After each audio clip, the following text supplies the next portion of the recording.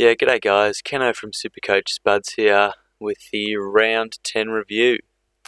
So that's back to back to back weeks of pretty average scores for us. In fact, this one was well below average. Top 25%, 2190 in a week where there were some really big scores. I think the top score for the round was high 2600s. Yeah, look, in comparison, to a few of my mates, this isn't the best looking score. It is what it is, still top 2%. Can definitely recover from this. Top 1000's looking a little unlikely at this point. But the reason for this late round review is I've been fiddling around with my buy structure. So I think I've just about worked out every trade I want to do for the remainder of the season. But yeah, anyways, we went down a lot this week, but yeah, we'll head on over to the team. Okay, so Jake Lloyd, like I said last week, not the year we thought, but 95 to 110 every week. So yep, pretty decent week, bit below his standards. Ridley 105, I think that's back-to-back tons. That's perfect. Redmond's still taking kick-ins though, so if Ridley can average about 105, bit higher with Redmond taking kick-ins, that's all we can ask. Jaden Short 77, not great. He goes well when the Tigers go well, so they copped it a bit from the Lions, so his score kind of shows. Stephen May, that was a bad call. Look, we picked him up cheap, 408k, so look, if he gets 85, 90, 95 from here, that's a dub for us, but at the moment, lockdown roll not looking too good. CJ, geez, this guy's frustrating. His previous two scores are a 61 and a 55, I think. Just double check that. Where is he? CJ. Come on. 61 and 55.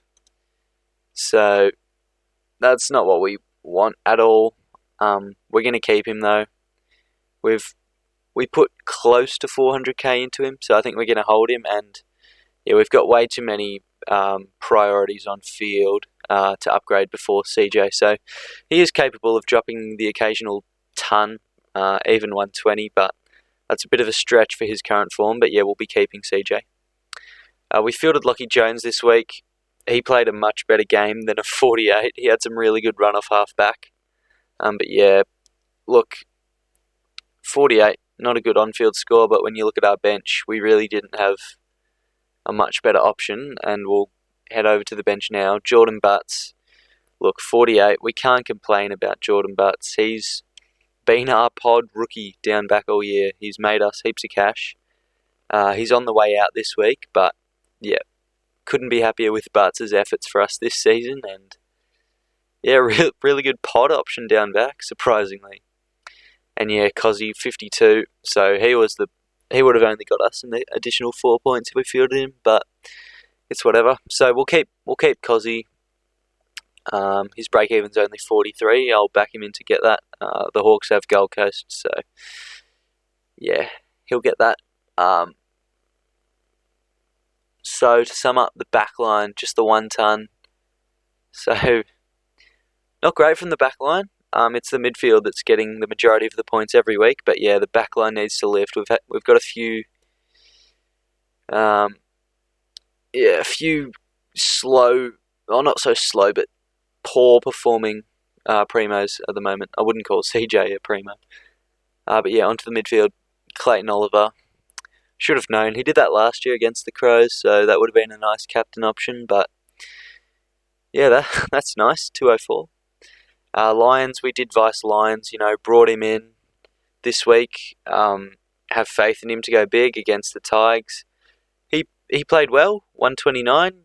Most weeks you'd go, I'll take that. I didn't know that there would be scores like this. But 129. Look, most people would take that, and we did, so can't really complain because it's a pretty safe score.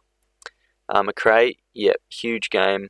I would consider vicing him this week. However, he's got the Demons, so there's a few good vice options there, but you don't really know who's going to go big. Walsh, looking at 116, you go, oh yeah, another really good game from Walsh. That could have easily been 160, 170. He was on, I think, 98 at half time.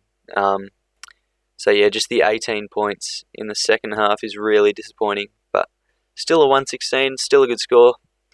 Jack Steele, he's been in and out of form, but, a bad game, still gets 99, we'll take that. The Saints got smashed, so that's not horrible for Jack Steele. Laird, hasn't come. Yeah, I wouldn't say he's come good. He's been good all year, but yeah, really starting to find form now. So that's perfect for us, and I think we'll keep him in the midfield for the rest of the year. James Jordan, he was bound to have a bad game. That's fine, 47.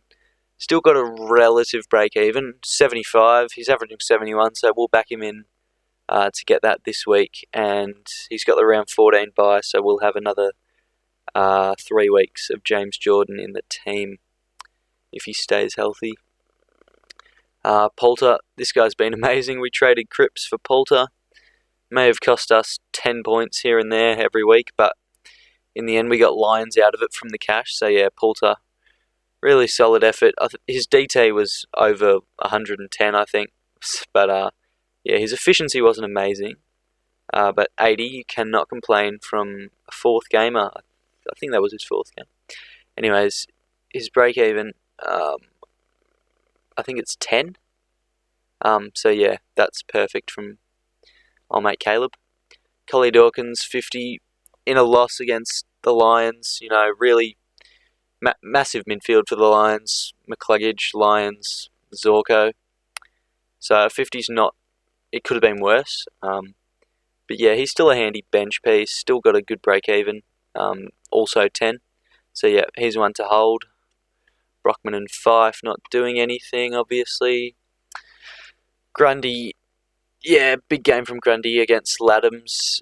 He was another captain consideration, but we took Lions score. But I had a feeling he'd go big against Laddams, and he did. Gawn, yep, another good score. Wouldn't call it a captain score. He's been sort of flat the last few weeks. But yeah, definitely Grundy and Gawn, R1 and R2 should be in every team. And Matt Flynn, he kicked 2, but I think he's shown that he and Mumford can work well in the same side. So I think he'll hold this week, which is perfect because old mate Ned Reeves could be a trade-in target next week. On the forward line, Zeeble, yep. I think that's back-to-back under 100 and maybe like high 80s, low 90s. Yeah, 89 and 95. So Aaron Hall, like I said last week, he's stealing the show. Kick-ins, intercept roll. But yeah, Zeeble, he's still scoring well, so that's alright. Impey, that good second half from Impey. I did not think he would get anywhere near 90, so we'll take that. Dusty, yeah, pretty poor game from Dusty and still got 86, so he's up and down. He's got the Crows this week. You'd think he'll have a decent game.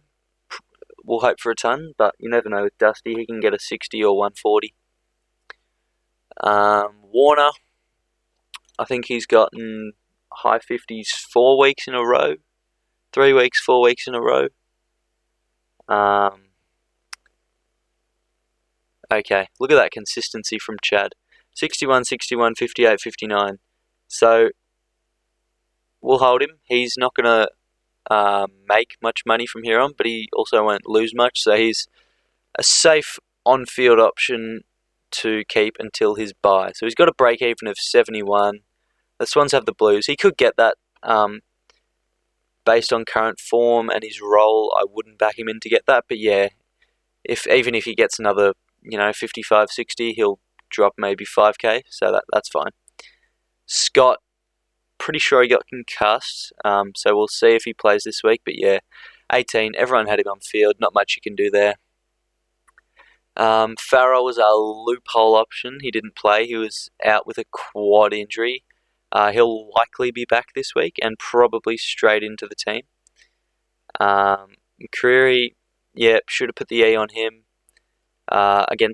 but he played the power, so I thought Waterman would go better against North. But no, McCreary kicked 3.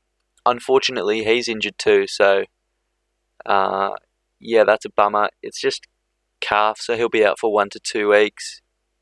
Young legs, they should heal pretty quickly. And Waterman kicked 2, but not a very good Supercoach scorer. Anyways, like I said, average week from the backs and the forwards. No ton in the forward line and just 1 down back. So, not good. Really not good at this point, but we're still hanging in there. Top 1,000 unlikely, but I wouldn't count us out because I've got some plans. Onto trades this week. So, Jordan Butts, he has been amazing for us all season long. Playing fullback role for the Crows. So, bit of a shocker that one. I did not think he'd have half the season he did, but got to 330k for us. He got a bit higher, but we held him, and he's losing a bit of money now. Given he keeps his spot, we'll be bringing in James Madden this week. I watched the Tigers-Lions game. He looked good. He can run. He's an Irishman, so good runner. I think he played half-back too, so that's handy. Scott, whether he plays or not, doesn't really bother me because break-even of 93.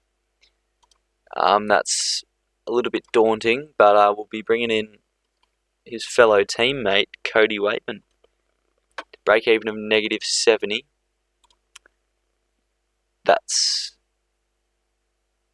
I think we want to get him in. He is an expensive rookie, but he should be at 250k in the next few weeks. So that leaves us with 395k for the bye rounds, and next round, Matt Flynn has his bye, so I'm 100% trading him either to Ned Reeves if he keeps his spot, or probably that 102 Geelong guy. I think his name's what is it? Sapatalis. Sorry about the pronunciation, that's probably horribly wrong. But we'll be trading Flynn. That'll give us quite a bit of cash, and I've got my the rest of my trades planned out for the 3 bye rounds, but I'll talk about that next week. Anyways, back to back shockers for us. Feel free to drop your thoughts, even though I've probably heard a lot of them already, and that's me. Cheers.